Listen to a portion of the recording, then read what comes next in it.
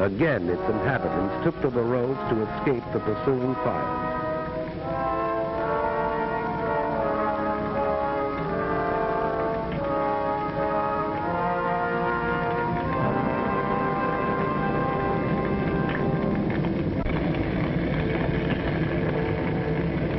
The cathedral crashed in flames. The invaders rolled on. Morning found the refugees still fleeing blindly. Reputable observers said these refugees were machine gunned from the air. There is no photographic evidence of this. And this is what they fled.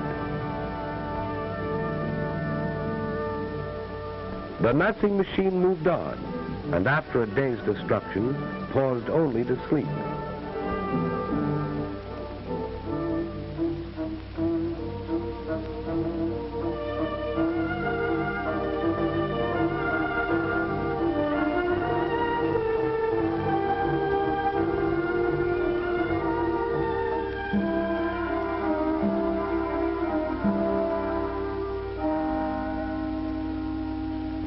This was Antwerp, where the democracies had fired oil tanks as their armies retreated.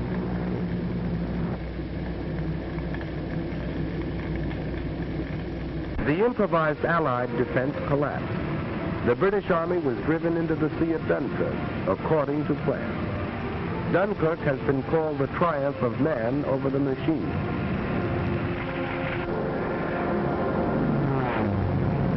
To challenge the die bombers, Spitfires rose from British bases and fought for the domination of the air over the desolate beach, while ground forces continued a stubborn rear guard action.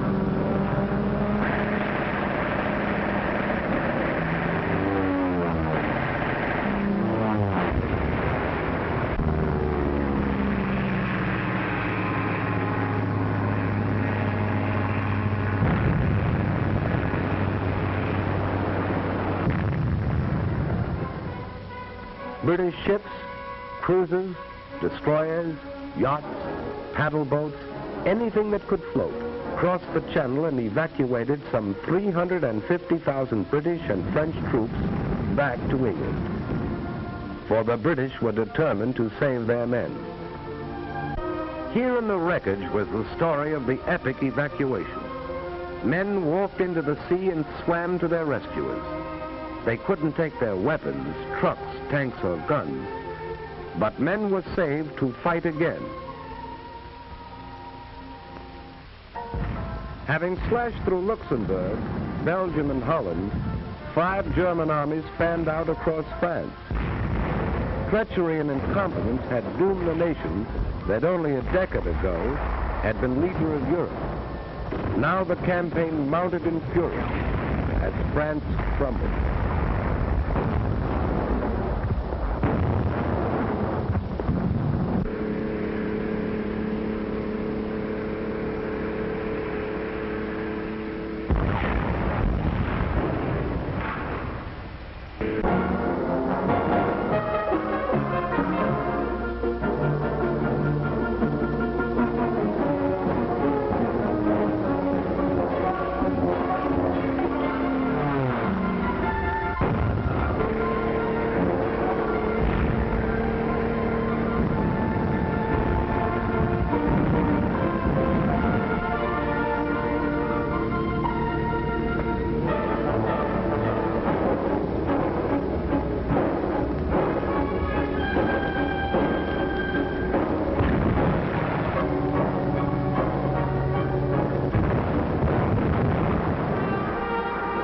On June 10th, 4 days before France fell, Mussolini entered the war. He had waited until that moment to make his decision.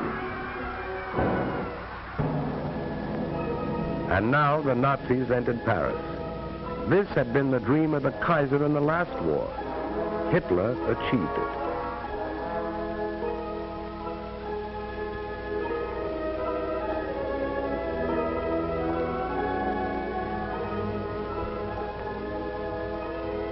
And the Maginot Line was still there. The Nazis had merely outflanked it. Now they tried direct attack, and the Maginot Line fell.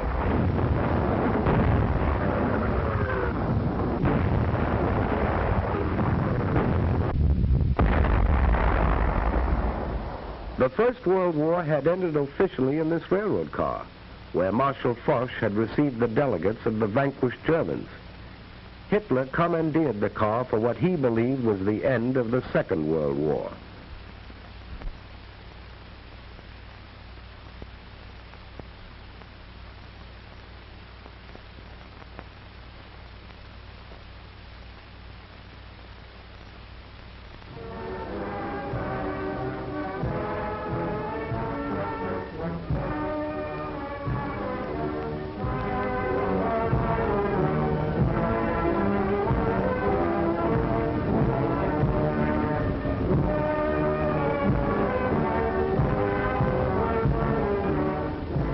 Here at Compiègne, Vichy was born.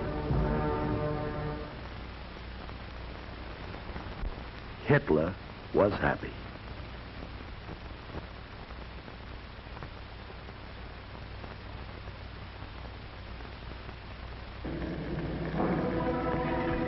Britain alone remained as Hitler's sole barrier to a total victory.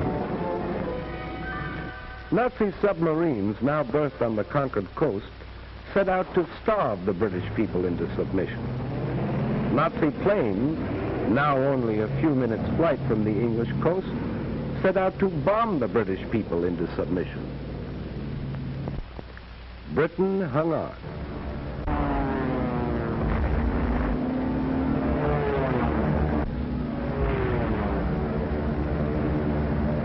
They bombed railroads and factories to disrupt transportation and war production. They bombed by day, and when the Royal Air Force smashed more than 180 of the bombers out of the sky in one session, they bombed by night. The face of London changed. Historic landmarks disappeared. Night after night, London was left a sea of fire.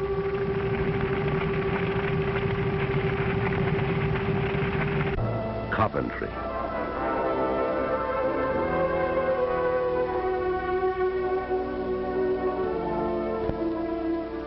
Air armadas appeared over these cities through the fall and winter of 1940 and well into the spring of 1941. Wreckage was cleared and production continued.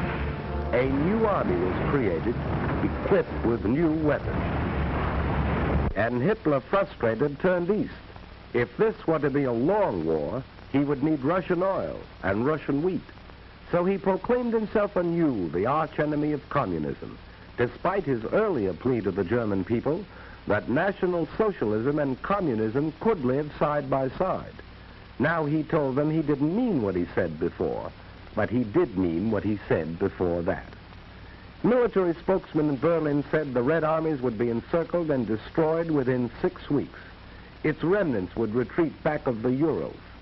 There the Japanese could deal with them at the proper time.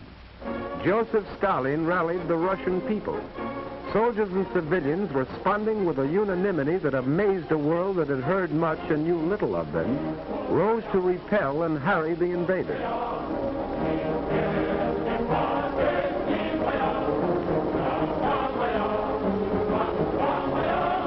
Working with whatever tools they could seize, working against time, men and women, old and young, carved these huge tank traps.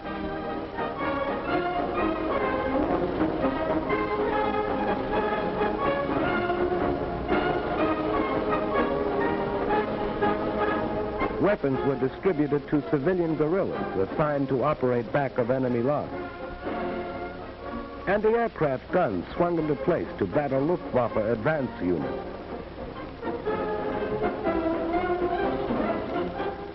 Here was the wheat that Hitler wanted, and Russian men, women, and children were determined to keep it out of his hands. They would have neither food nor shelter. Factories worked day and night, for the Russians knew this was a war of machines.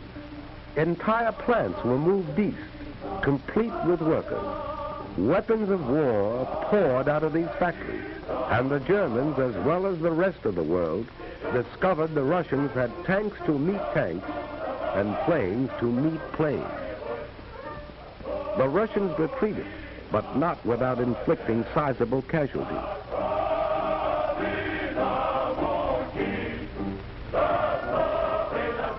German prisoners captured seemed shocked at the ruthless opposition they encountered. It had been different in France.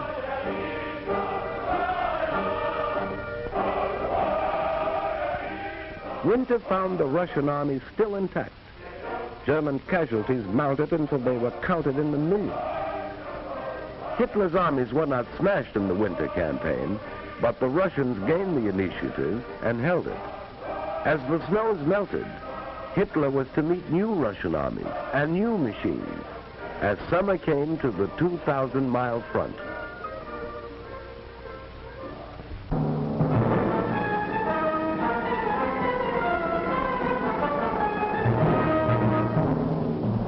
We were not sufficiently on the alert in Hawaii.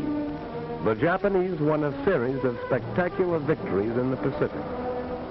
Under General Douglas MacArthur, American and Filipino forces fought a fabulous delaying action in the Philippines. Manila was bombed, although it was declared an open city.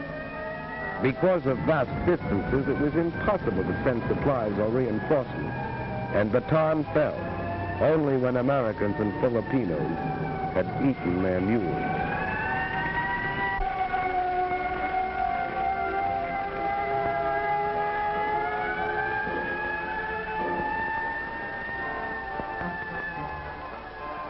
General MacArthur established his headquarters in Australia, and as Commander-in-Chief of the United Nations forces in that area, prepared for the offensive that would develop inevitably. For despite setbacks, we had established a supply chain 6,000 miles across the Pacific that stretched to New Zealand. Like the other democracies, we were not prepared for total war. Fortunately, under the Lend-Lease Act of March 1941, we had set out to become the arsenal of the free and fighting nations. We were determined to supply them with our war goods, whether they could afford to pay or not. We were buying time. Time to convert the industries of peace into war. Time to make ships, merchant ships and warships. Time to make planes and more planes, bombers and fighters, faster, more powerful than any the world had ever seen. Time to make guns, and more guns, shells, and more shells, tanks, and more tanks. Time to gather the huge strength which was ours, to pour the great riches of American earth into the cauldron of war. Iron, steel, oil, coal. Time to build a navy called upon to fight in both oceans and upon all the seas, to convoy men and weapons to Australia, to Britain, to the Middle East, to Russia. A navy that had already undertaken daring raids upon the Gilbert and Marshall Islands and braved Japanese waters, and had taken a heavy toll of the invading forces in the Makassar Straits, and had won the first battle in the Coral Sea. Time to expand a miniature professional army into a modern war machine. Time to take civilians gathered in a peacetime conscription while we were still debating, to mold them into soldiers, train them in the use of new weapons, new tactics. And we were buying time to weld the home front and the fighting front into one. For this was total war, and we realized victories were born in the production line. We needed more ships, more planes, more tanks, more guns, more shells. We were not fighting alone. 9 of the Pan-American neighbors severed diplomatic relations with the Axis. Colombia, Bolivia, Brazil, Ecuador, Mexico, Paraguay, Peru, Uruguay, and Venezuela. At this time, the issue is clearly drawn. There can be no peace until Hitlerism and its monstrous parasites are utterly obliterated, and until 9 of the Pan-American nations declared war upon the aggressors. Cuba, Costa Rica, the Dominican Republic, El Salvador, Guatemala, Haiti, Honduras, Nicaragua, and Panama. Mexico joined these nations in June 1942. We were not fighting alone. Even in the conquered countries, the will to fight survived. Dutch, Belgians, Yugoslavs, Greeks, Czechs, Filipinos, Poles, Norwegians, free Frenchmen, all fought with us on the far-flung battlefield. Australians, New Zealanders, South Africans, Canadians. We were not fighting alone. In this war of the people seeking a world without war for their children.